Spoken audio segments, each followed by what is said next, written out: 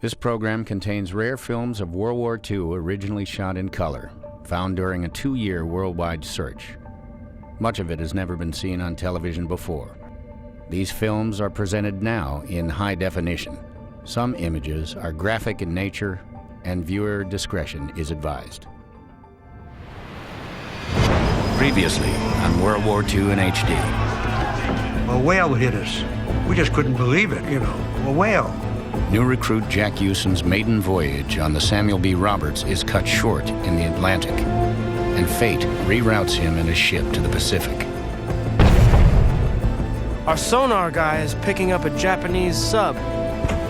I race up to the bridge to see what's going on, and one of the guys yells, "We're right on top of it." Feels good to score our first kill.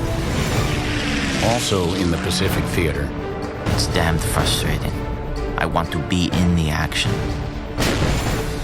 Austrian immigrant turned U.S. soldier Jack Werner watches the heat of the battle on Kwajalein from the deck of a ship. So instead of actually fighting, it looks like I'll be the man behind the gun. I make a promise to myself. I will never sit on the sidelines again. Grant us a common faith that man shall know bread and peace, that he shall know justice and righteousness, freedom and security, an equal opportunity and an equal chance to do his best, not only in our own lands, but throughout the world.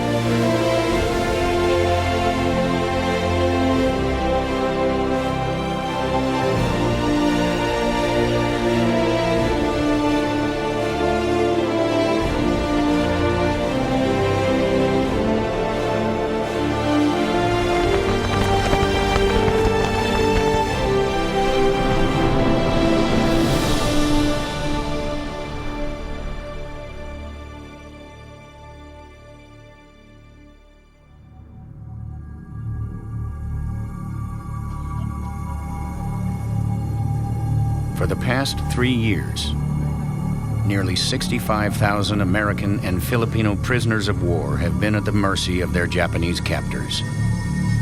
They've been starved and tortured, and they're barely surviving.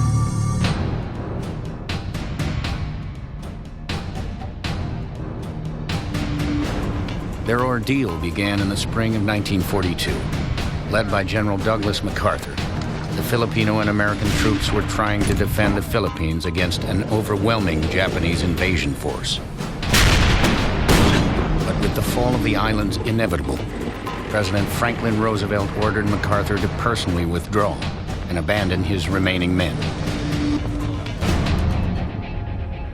What happened next was an atrocity only made public many months later, after 2 American officers pulled off a daring escape. Known as the Bataan Death March, the Japanese forcibly marched 75,000 prisoners 65 miles to an internment camp known as Camp O'Donnell.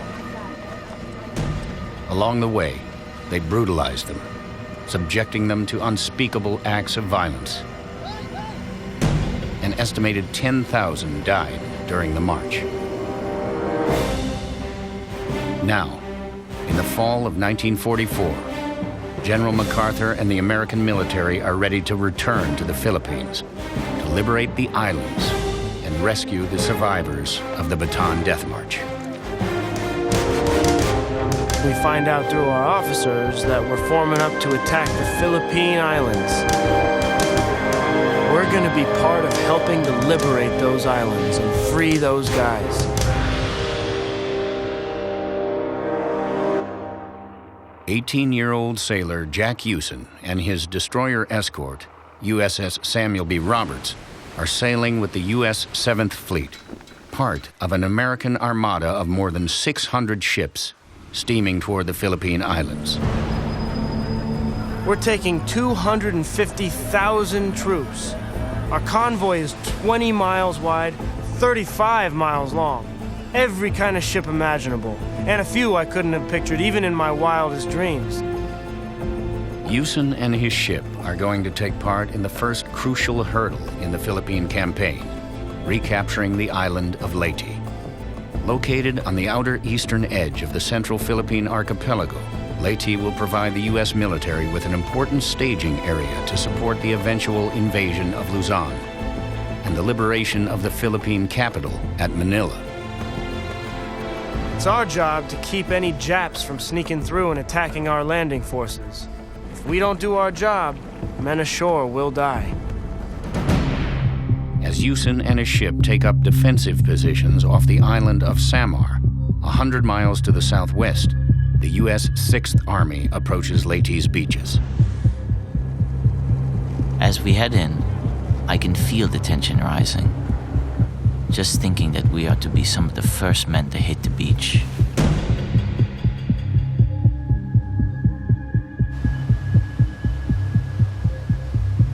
First Sergeant Jack Werner is heading toward the beaches of Leyte. Although Werner saw action last year on Attu and later on Kwajalein, this is his first amphibious landing on a beach under fire. As soon as the ramp comes down, we sprint across the water.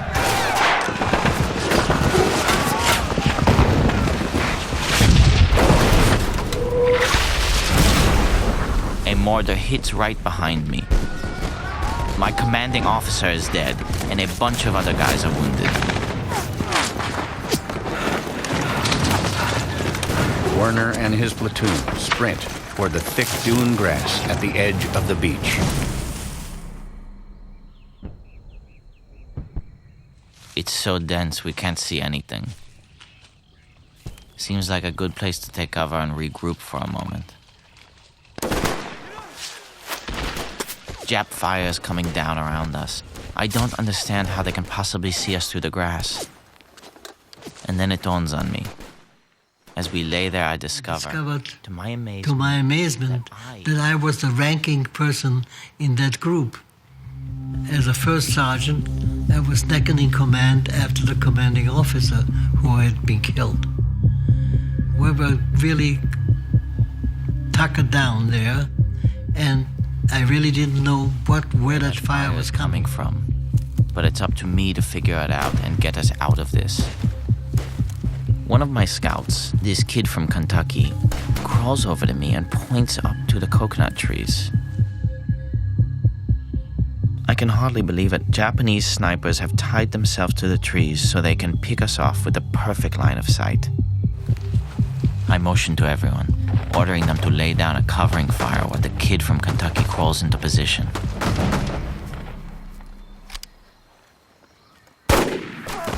And just like that, he takes care of two of them himself. Reinforcements come racing in from the beach. They help us finish off the snipers and tell us to withdraw to the shore.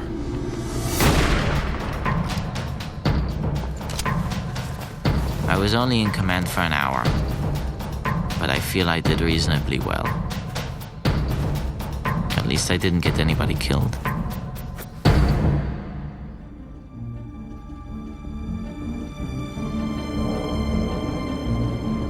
When I'm in this plane, I'm so busy looking, thinking. There's so many instructions. It's a lot to know. But once you get the hang of it, you can do things that birds can't do. 1 year ago, 22-year-old Arkansas native Shelby Westbrook was a welder living in Toledo, Ohio. Now he's in Alabama, training to become a pilot with the Army Air Force's first all-black fighter group.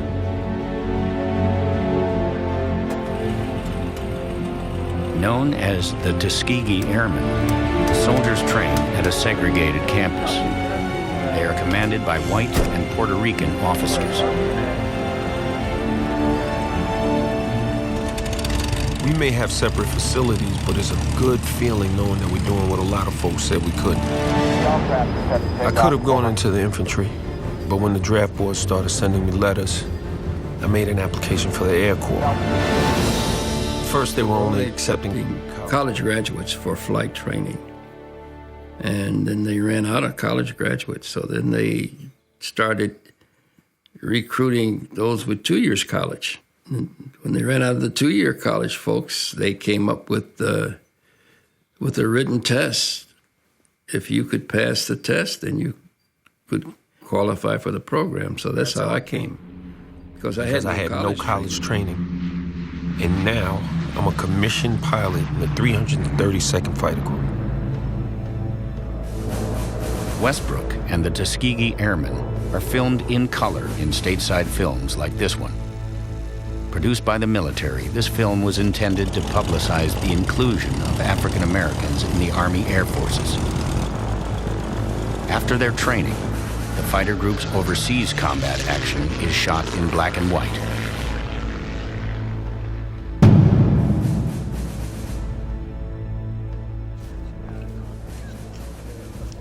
The briefing officer gets out this huge map of the entire European theater.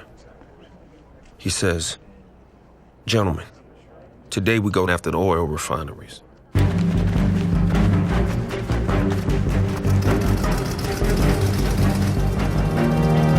all look around. Everyone knows this won't be a milk run.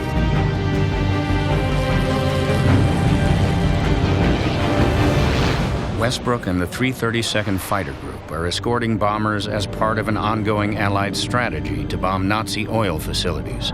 Their target is the Germans' massive oil refining complex in Blechhammer, Poland. There, the Germans are using the area's natural deposits of soft coal to produce synthetic oil, which they use to fuel nearly all of their planes. Blechhammer is among the most heavily defended targets in the Reich.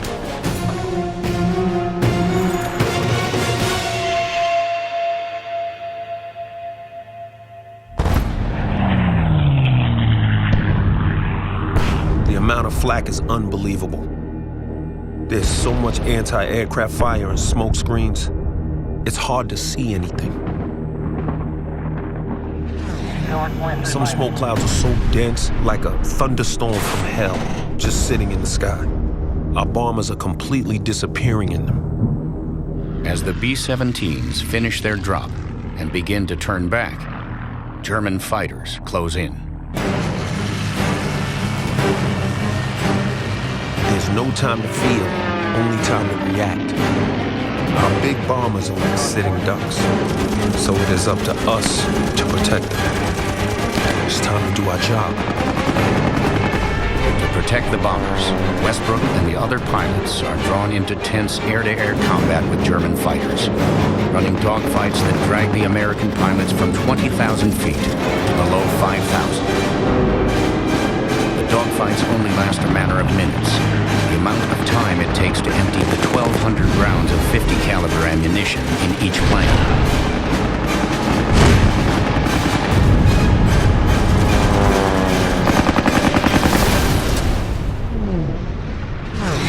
After 8 hours in the air, Westbrook and the rest of the Tuskegee squadron are finally back in friendly skies. Once the bombers land, the fighters peel off and head back to their own small airstrip at Ramitelli, completely separated from the white pilots.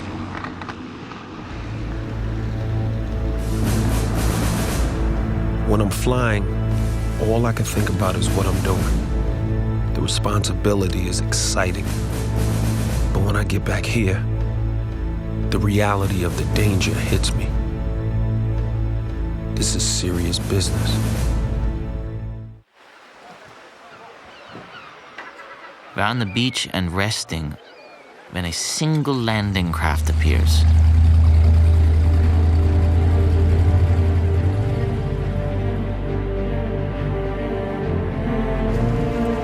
And sure enough, it's General MacArthur, who is returning to Leyte as he has promised.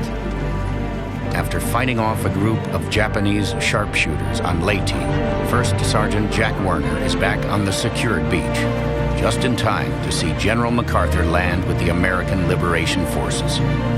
Doc sunglasses, pressed pants. Some of the soldiers are snickering. I can't believe it. Some of these soldiers have no respect.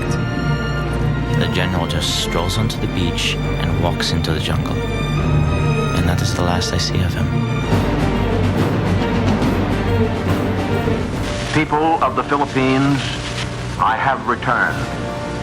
By the grace of Almighty God, our forces stand again on Philippine soil, soil consecrated in the blood of our two people.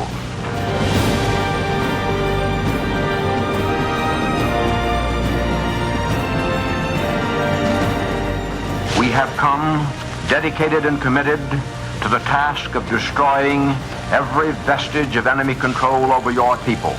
The hour of your redemption is here.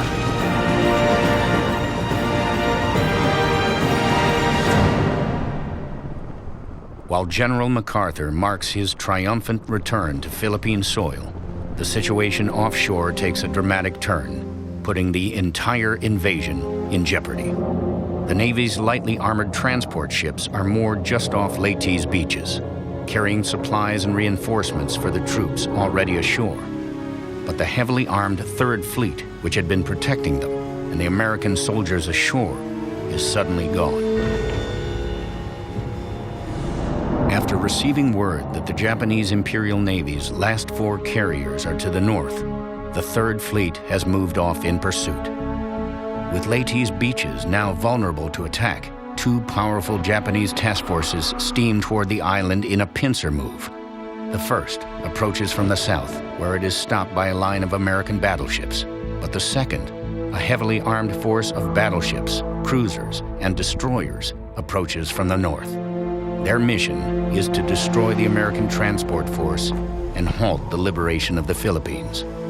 The only thing standing in their way is a handful of small, outgunned American vessels, including Jack Yewsen's ship, the Samuel B. Roberts.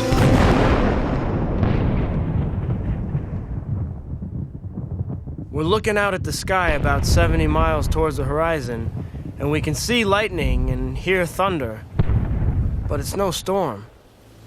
It's a battle. Over the loudspeaker, the captain says, "Uncover all guns. This is not a drill. This is for real." We have no idea what's happening. We all knew that there was going to be a big battle to retake the Philippines, but we all thought it was going to be on land. Captain makes an announcement. There is a Japanese task force coming down from the north. Battleships, cruisers, and destroyers. We will do our duty, though the outcome is doubtful. The outcome is doubtful? What does that mean?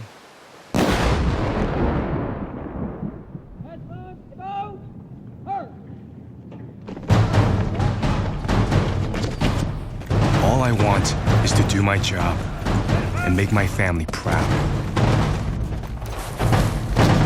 24-year-old Oregon native Jimmy Kanaya is a medic with the 442nd Regimental Combat Team, America's only all-Japanese American Army combat unit. The son of Japanese immigrants, Kanaya enlisted in the Army before the December 7, 1941 attack on Pearl Harbor. After Pearl Harbor, I felt kind of helpless that I looked like...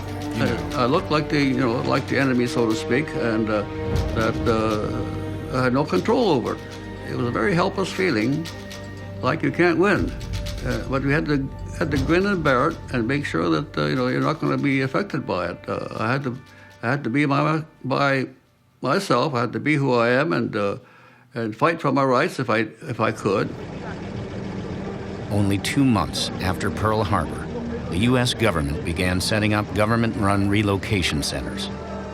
Over 120,000 Japanese nationals and Japanese Americans were relocated to these internment camps. All were pulled from their homes and jobs without due process of law and identified as potential threats to national security. Kanaya's family was no exception. Right before he ships off to war, he visits them at their new home, an internment camp in Minidoka, Idaho. It gives me an uneasy feeling, like being in a prison camp. It's full of hastily built, constructed tar paper shacks, and there are very minimal amenities. Seeing that gives me more of a reason to want to prove to our country that we're just as loyal as the average citizen. It gives me more of a reason to want to fight. While some army divisions fighting in Europe are filmed in color, the overseas combat action of Kanaya's 442nd Regimental Combat Team is filmed in black and white.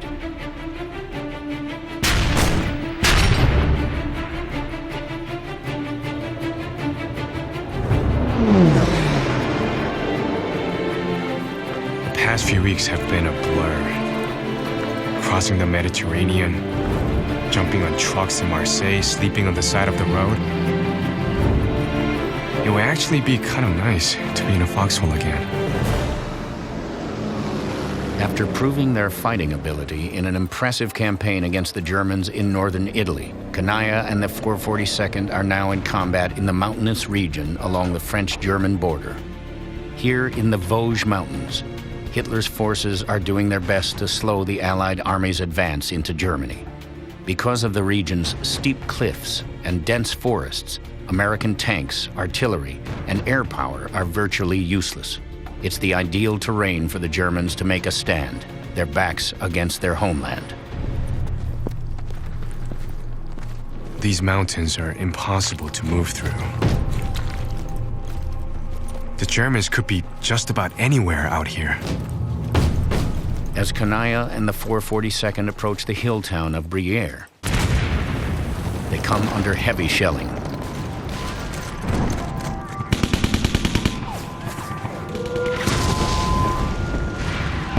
After 3 days of vicious fighting, Briere falls to the men of the 442nd.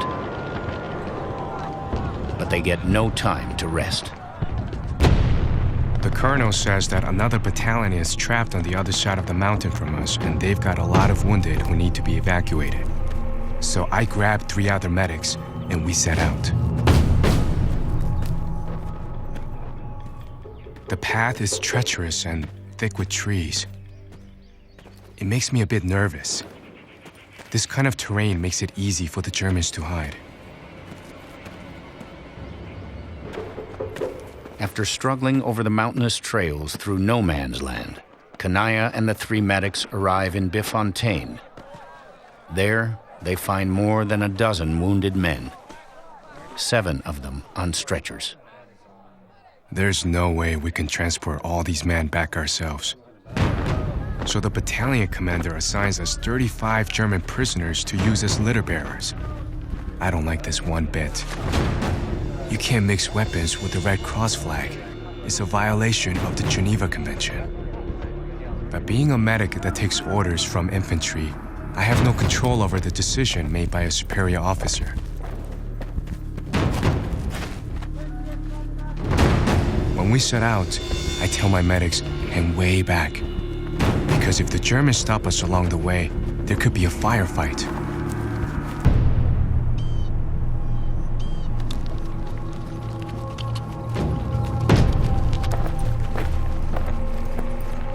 We're almost at the bottom of the hill when the whole column stops. It's a German patrol. More than 20 men. Our commanding officers know there's no sense trying to fight. We are completely outnumbered and outgunned. There's no time for emotions. You're too busy trying to avoid the portable flak batteries on the ground below.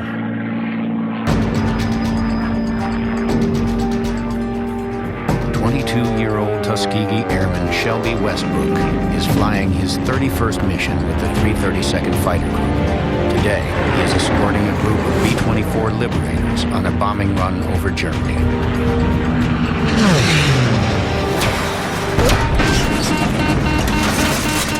I'm hit, somewhere in the coolant system. Squadron leader tells me to peel off and head back to base. Pilot closest to me forms up to escort me home. I'm starting to lose altitude. I'm coming down out of the clouds. There are mountains in front of me. I'm on the east side of the Black Alps, over German-occupied Yugoslavia.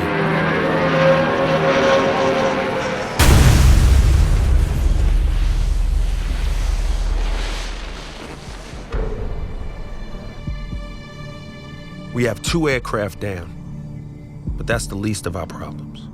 Now, we have to find a way to get out of here with our lives. We're looking to find out where we are when we see guys in German uniforms with rifles at the ready. So we stopped, and we both had sidearms of 45 automatics. But hey, they already had theirs aimed at you. Then all of a sudden, both the guys took their guns and put them on their shoulder.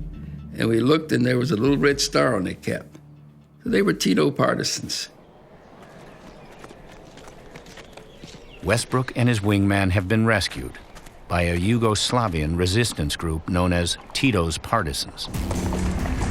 To help him throw the Germans out of his homeland, Communist Party leader Joseph Broz Tito struck a deal with the Allies. In exchange for weapons and ammunition, he and his 200,000 resistance fighters have promised to protect and return downed Allied pilots, helping them through German-held territory. We sleep by day and march in the middle of the night when there's no moon. This is a new kind of danger.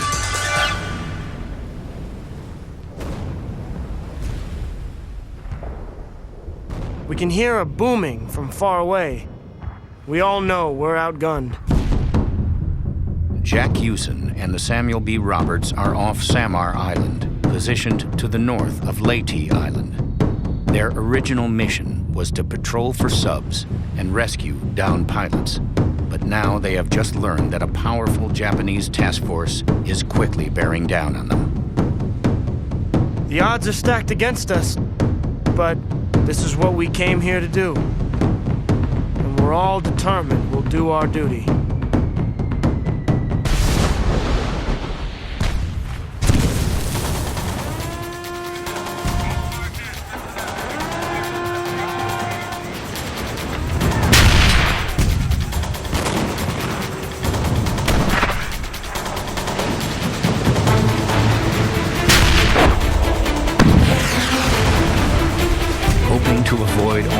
Certain destruction, the small task force's escort carriers are ordered to pull back. The Sammy B, along with 3 other destroyer escorts and 3 destroyers, are the only thing standing between the enemy and the vulnerable transports unloading at Leyte.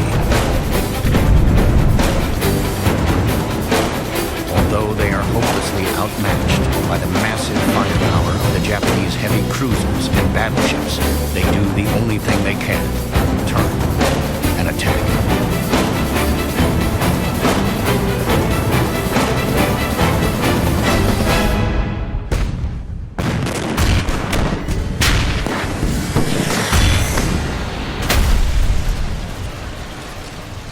Something hits the port side stern.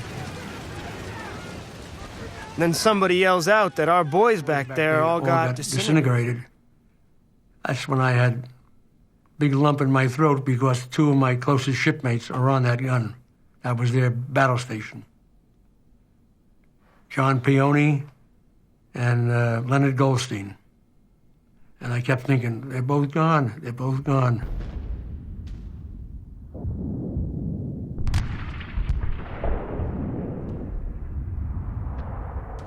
And that's when I knew this is a fight to the finish.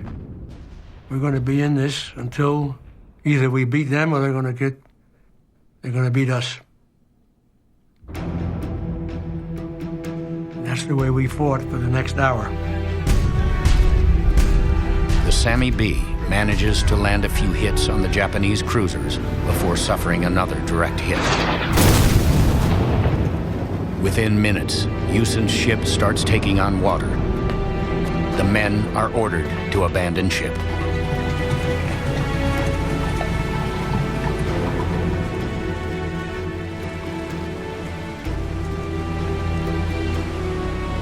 I make it to the raft, and I glance back at the ship. And there she goes. Samuel B. Roberts. We're all crying like babies.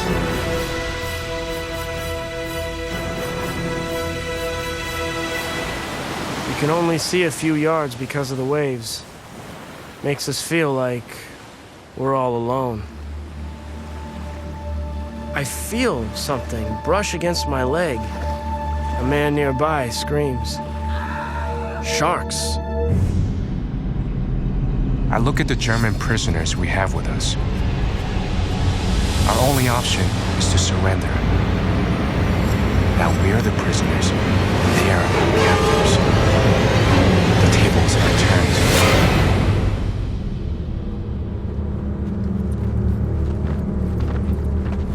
turned. Only moments ago, Japanese-American medic Jimmy Kanaya was transporting wounded GIs through the Vosges Mountains. Now, he is in the hands of a German patrol, being forcibly marched deep into enemy territory as a prisoner of war. I feel worse than helpless. I'm completely at the mercy of my captors. These frontline German troops seem especially agitated. One steals my watch while another frisks me for money. I'm thinking about trying to escape. But what would happen to my other medics and to the wounded guys if I did get away? The guards might take their anger out on them. No, I can't let that happen. No matter what, I have to stand fast.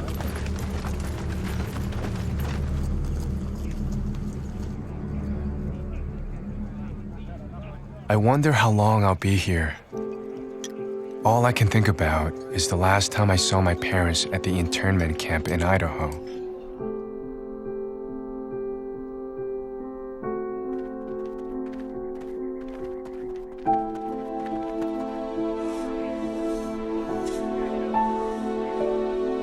It's kind of ironic that here I am. Here I was fighting for our country, and I'm in enemy territory and behind barbed wires, and my parents and brother and sister were in a friendly country behind barbed wires. And how do you answer that? In December, Kanaya arrives at a POW camp near Warsaw, Poland. There, he is held until January of 1945, when the approaching Russian army forces the Germans to retreat with their prisoners. Kanaya and 1,400 other POWs are forced on a 380-mile death march to another POW camp near Hammelburg, Germany. My mother really prayed for me, even that I was still alive, and then when they found I was alive, they continued praying that, because while you're in captivity, you're still uncertain as to your future.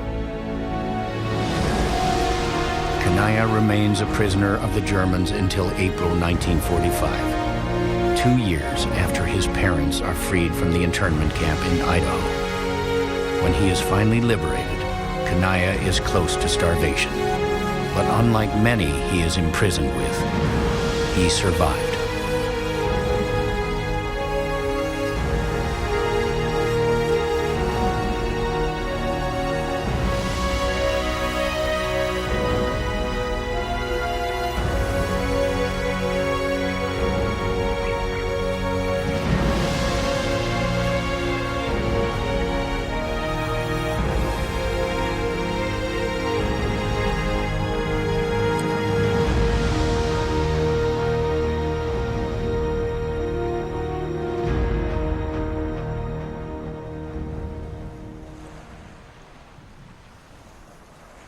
All around us are fins.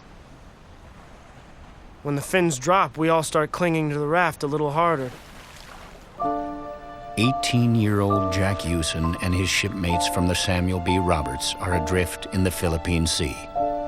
Hours earlier, their ship was sunk while trying to fight off a Japanese task force.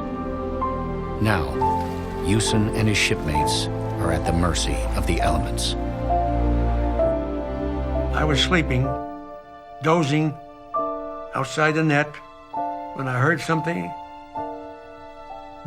pushing me on my thigh under the water.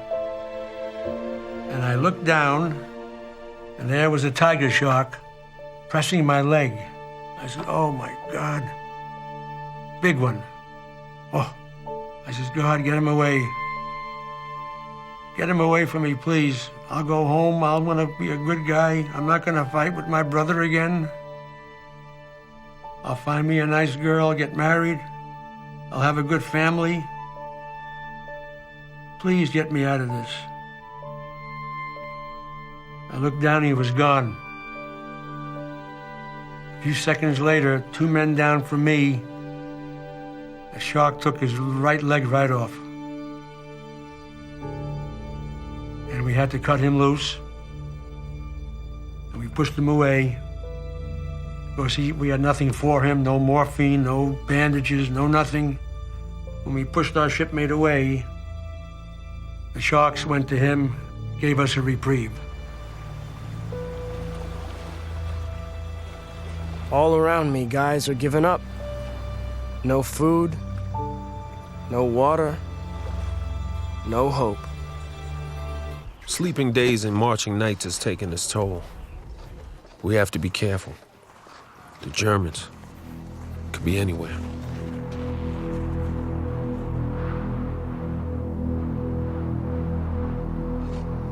Having narrowly survived a crash landing in Yugoslavia, Tuskegee Airman Shelby Westbrook is in enemy-occupied territory. He is being escorted by armed Yugoslavian resistance fighters known as Tito's partisans. Dressed in German uniforms as a disguise, the partisans are attempting to guide Westbrook back to his airfield in Italy. You don't know what your conditions are going to be from one minute to the next. You're always on edge. All of a sudden, you would hear a voice. I think the word was stowy. Right out of the darkness, you'd hear the word stowy, and everybody would freeze. When the partisans froze, you froze. You stopped. You didn't make any noises. And it would be this quiet sound in the middle of black darkness. And all of a sudden, you'd hear some voices start a little conversation. And a couple of minutes later, you start moving again. It's strange to feel so helpless. But all I can do is trust these guys and stay ready for whatever comes next. For the next 4 weeks, Shelby Westbrook hides behind enemy lines. With the help of the partisans, he eventually reaches the port of Zara on Yugoslavia's Adriatic coast. There he meets British commandos who transport him back to his squadron in Italy. Westbrook goes on to fly another 29 missions before his tour of overseas duty is over. And when I got back to the tent, I started teasing the other guys and say, hey, I'll see you guys later. I'm on my way home.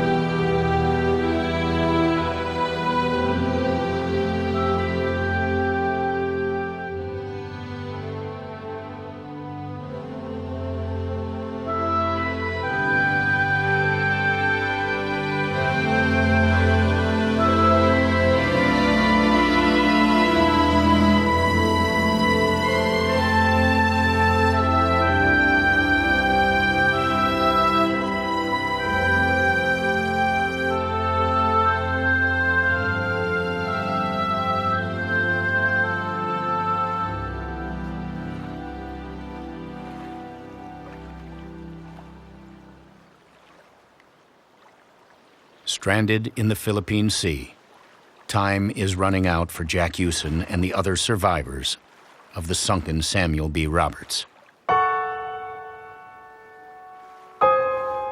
Although it is possible to survive up to 5 weeks without food, most people can only last 3 to 5 days without water. Guys are drinking so much salt water, they're starting to hallucinate.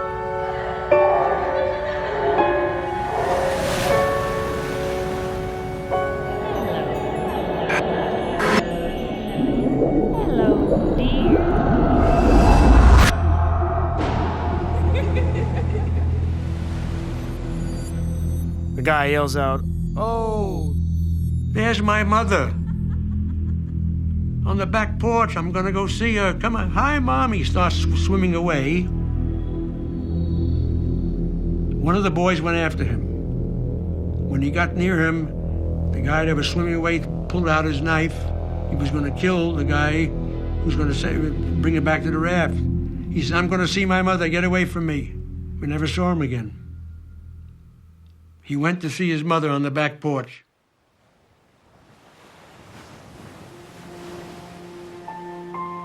I don't know how much longer we're going to be able to hold on.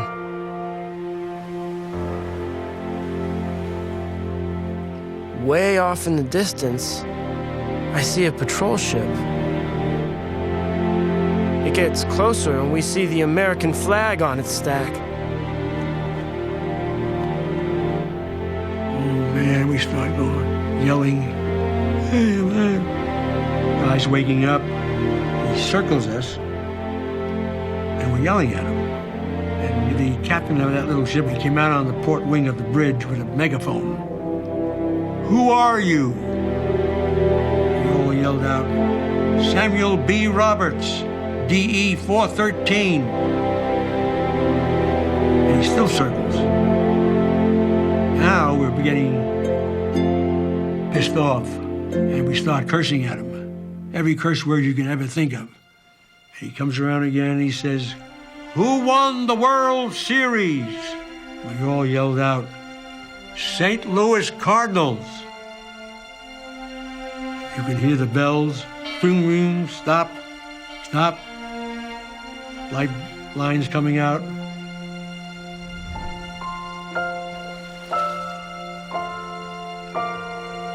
And that's how we got saved.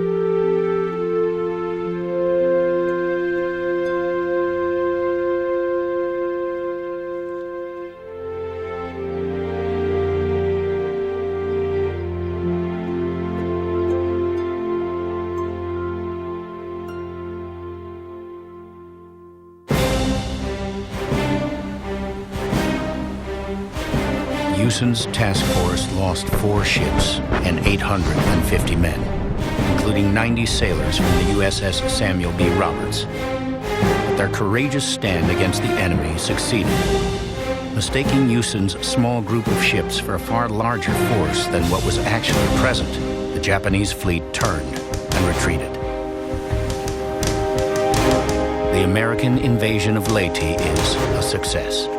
3 months later, American forces invade the main island of Luzon. They liberate the island and the remaining POWs.